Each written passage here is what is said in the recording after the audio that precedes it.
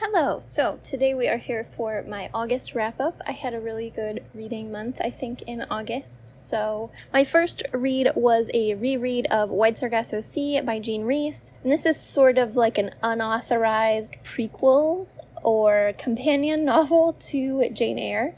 And both of these, Jane Eyre and Wide Sargasso Sea, are some of my favorite books of all time. And so I have been rereading both of them. And I do plan to make a video if I get around to finishing them. I think that this book only adds to Jane Eyre, and I know that a lot of people who really love Jane Eyre and don't necessarily want to think about the problems with Jane Eyre purposely avoid reading this book because they know that it is going to challenge it. If you are not familiar, this is kind of the story of a background character who is not really given a voice at all in Jane Eyre, and she is given a voice here. This book is set primarily in Jamaica, and so it is kind of giving that background that is woven through Jane Eyre but never really confronted. And yeah, I absolutely love this book. It is obviously very short. It is written in a much different style, obviously, than Jane Eyre, very much more, I don't want to say artistic, but more non-linear, cyclical, very, very beautiful in my opinion. Highly recommend this. I don't think you have to have read Jane Eyre to read and enjoy this, but obviously you'll probably get more out of it if you have. Then I finished How to Blow Up a Pipeline by Andreas Malm. I believe this is a Swedish author, and this book is a pretty quick nonfiction book about the climate crisis and the ineffectiveness of our current methods for dealing with the climate crisis. The book is kind of a persuasive argument for sabotage or property damage as a potential tool in the toolbox of climate activists, and how that has not really been explored at all in climate activism up to this point, other than a few rare one-off things.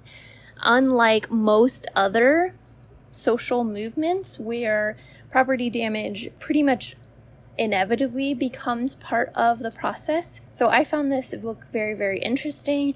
It also talks a lot about kind of the mindset of climate activism, both, fatalistic perspectives, and kind of that push and pull between individual action versus systematic change, and how those things are not mutually exclusive. And yes, obviously we need systematic change, and that's why we need to potentially resort to more extreme things, but also that need does not let us off the hook for personal change as well.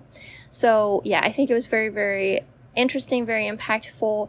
I didn't really need to be convinced of the central thesis, and therefore it got a little bit repetitive to me.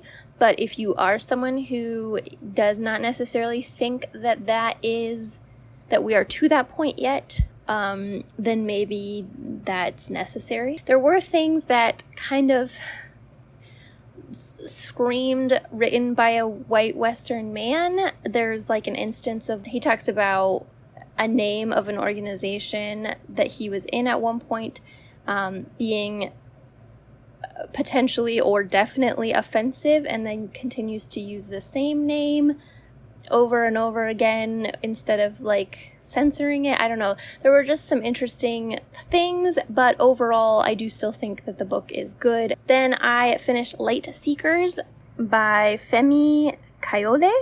So in this book, the main character is a Nigerian psychologist who has been hired to try to determine what happened in this very public triple murder. 3 young university students were killed in like a public setting, and no one is really talking about what happened or why this happened or how nobody stopped it.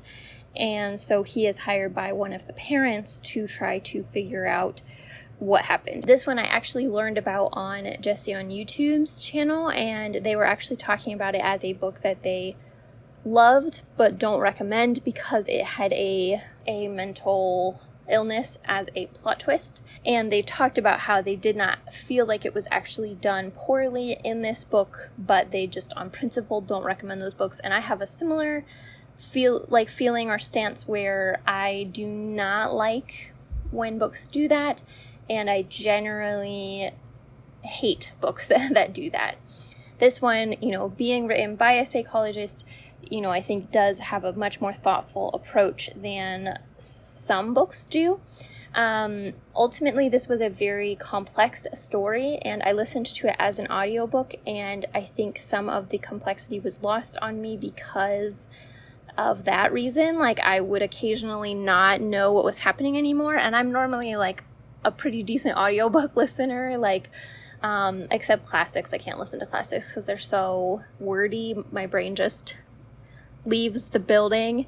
But there were, chapters from different perspectives and time jumps and everything. And so there were times when I had no idea what was happening.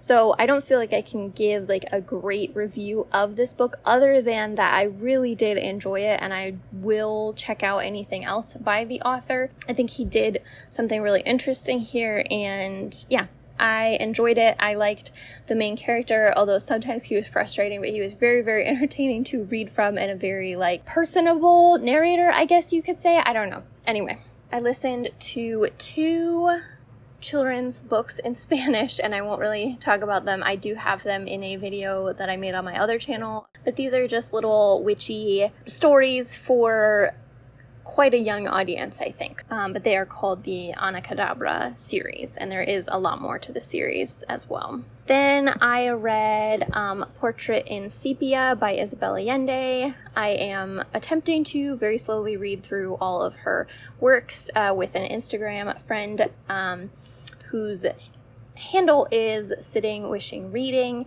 and I am obsessed with Isabel Allende. The only one of her books that has been stop the presses, incredible, amazing so far to me has been The House of the Spirits. But even just I'm getting a bunch of interviews and stuff popping up on my Instagram now because I have taught the algorithm that I am interested in her, and she's just such a cool and interesting and hilarious person. So anyway, this is the middle book in the kind of loose trilogy that House of the Spirits is the 3rd book in. So it goes Daughter of Fortune, Portrait in Sepia, and then House of Spirits. And you're just following the same family line.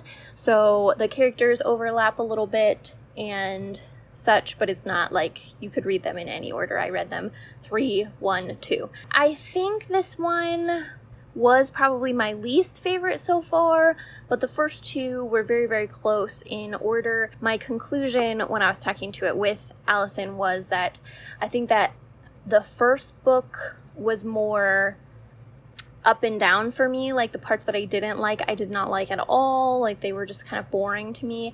But the parts that I liked, I really, really liked. Whereas this one was a little bit more even, where I enjoyed it. I liked reading it. I do think it was worth the read, but I was never obsessed. She's very good at endings. She's very good at hooking you in the last 50 to 100 pages. So I was obsessed with the end of this book, but I wasn't obsessed with the rest of it necessarily. But I still really enjoyed it. She writes characters so incredibly, and so, yeah, it was really enjoyable to read. I like how she interweaves politics into all of her books. She definitely, in this trilogy at least, is very strong feminist themes. Just really, really enjoyed reading this trilogy. I think the next book that we are going to read from her is A Long Petal of the Sea, and I am very, very interested to see what her slightly more modern books are like.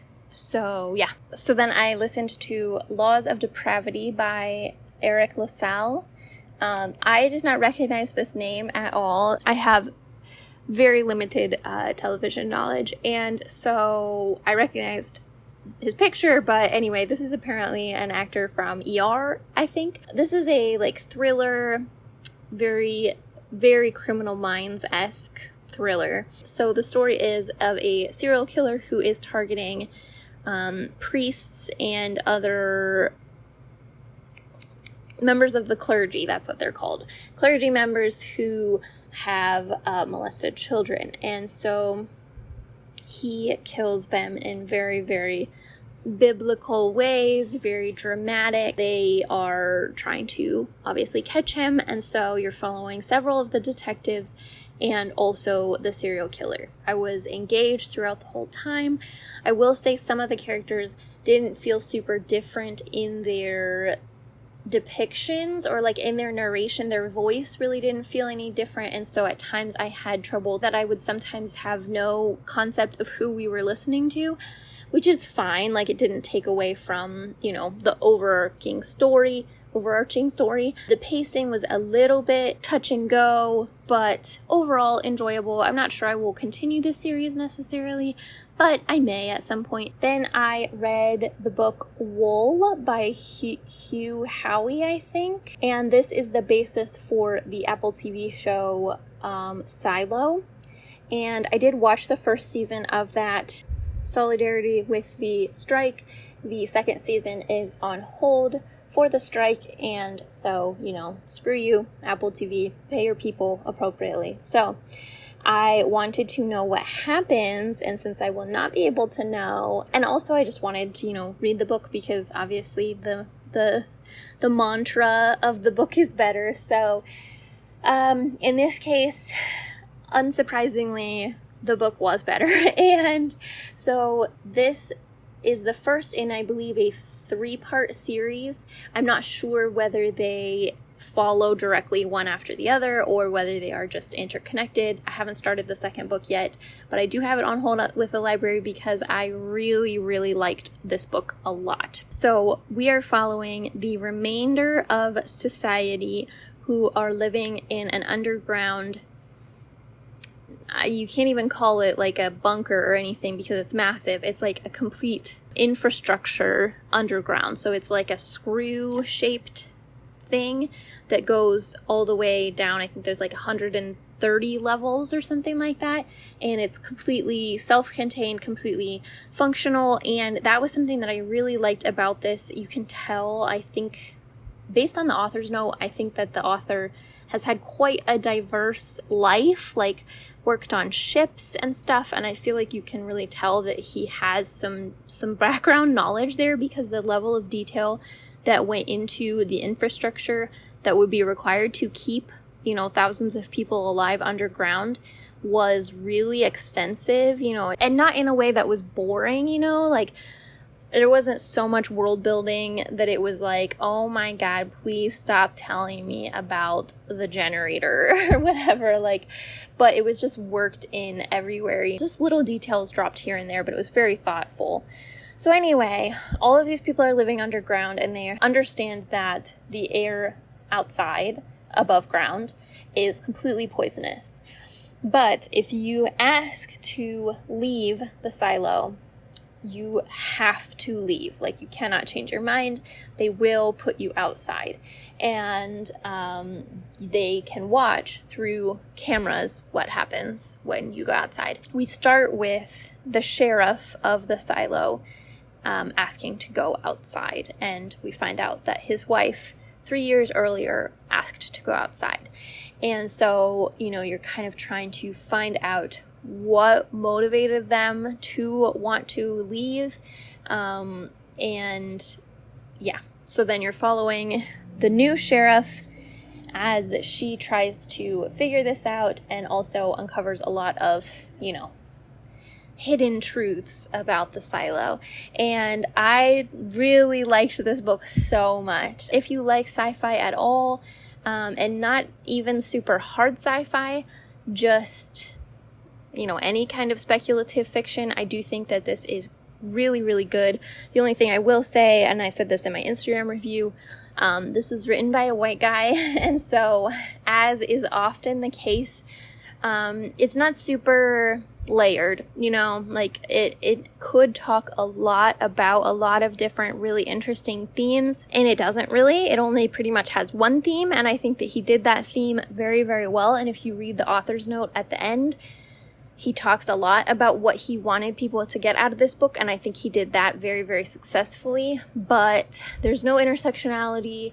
I do think he wrote female characters really well, which is extremely unusual for a male sci-fi author. But there were moments where I think he was trying to have characters be a little bit sexist, but there were just occasional things that were like, well, that took me out of it real quick, but like very minor. I mean, for a male sci-fi author, very, very minor. I have to give it to him. I can't wait to continue the series. And then next up, we have Luster by Raven Leilani. So it's just something that I've been so overdue to read for so long. This is a quite commonly recommended, like, unhinged female character book, and I loved it. Absolutely loved it.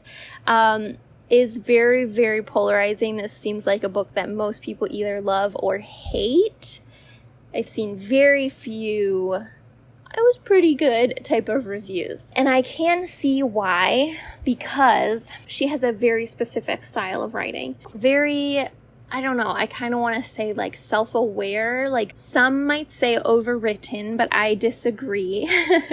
Snappy, witty, funny, self-disparaging. So we are following the main character named Edie or Edith. She is our narrator, and she is a Black woman working at a publisher in New York City. Obviously very underpaid and very, very broke, and has a traumatic life history, and she has a lot of potentially not great coping mechanisms, and one of them is that she prefers being with men who do not treat her super well, and she gets into a relationship with this older man who is in an open marriage somewhat, and eventually she gets embroiled with his family, and all kinds of wild things happen.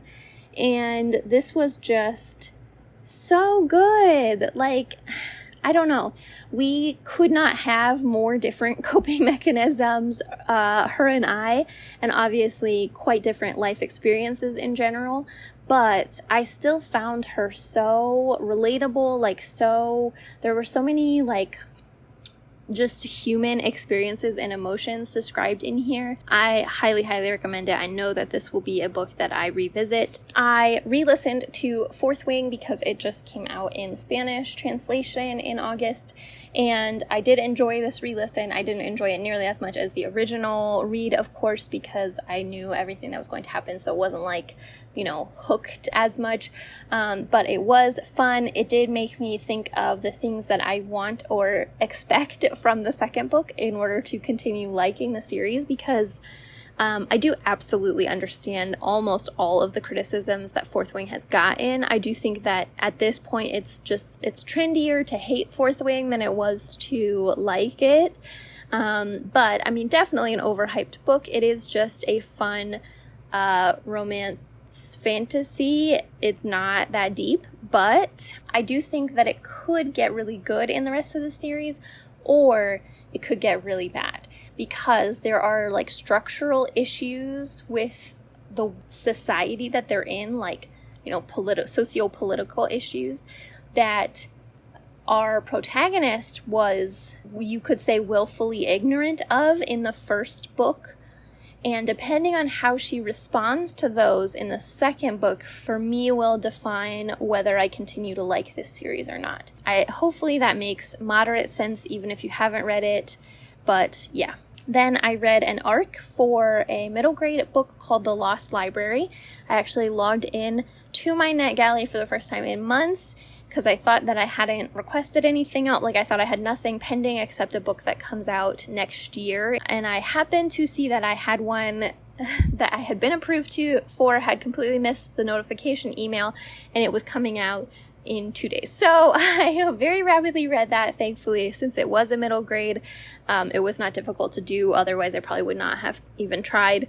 But so this was the story of a library that burnt down in this small town, and a little free library pops up many years later that is being attended by a cat.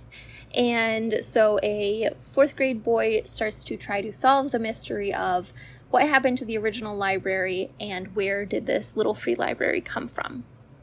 So this was obviously a very cute book with the inclusion of a library and a cat. You're pretty much guaranteed to have a really cute story. I don't think that this is necessarily a book to write home about. It was really cute. It had positive messages about reading and about community and family and everything. It's hard to say because it's been so long since I was, like a 10-year-old. I can't say whether this would have held my attention. It was very, very simple, but I know that obviously for young readers, simple plots are probably better, and a lot of middle grade books are not necessarily being written for kids anymore. Like, they are too much aimed at adults. So I'm glad that there are, still these simple little books, and I think probably for really young middle grade readers, this one would probably be great. And my final read for the month was I listened to The Girl with All the Gifts, and I really, really liked this book. I don't know how it took me this long to listen to it. I just had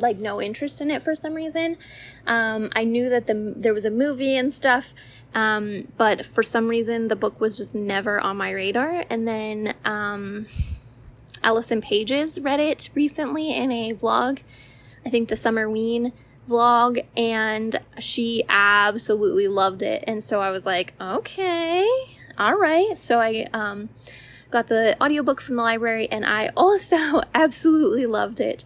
So in this story, we are following a girl who is 12 or 13, I think, who lives in this military campus where she is always on lockdown. She lives in a cell, and she is taken to and from a school classroom every day, tied down essentially to a chair, a wheelchair, and she knows that the world outside is basically destroyed, but she doesn't really have any background information beyond that. Because of the movie and everything, you may know kind of what this book is about without even having heard of it. I did have an idea of what this book was about, but I do think this is a book best gone into without knowing too much. So I would say if you like thrillers, mild horror, I would check it out. It was really, really enjoyable to listen to. Similar book is The Institute by Stephen King, which came out later, I think.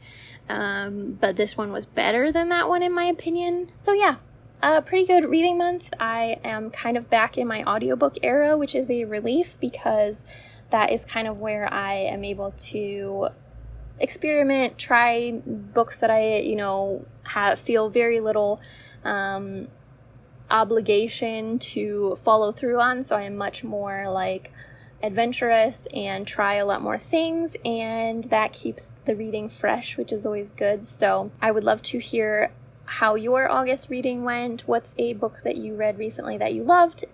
And I will see you in the next video.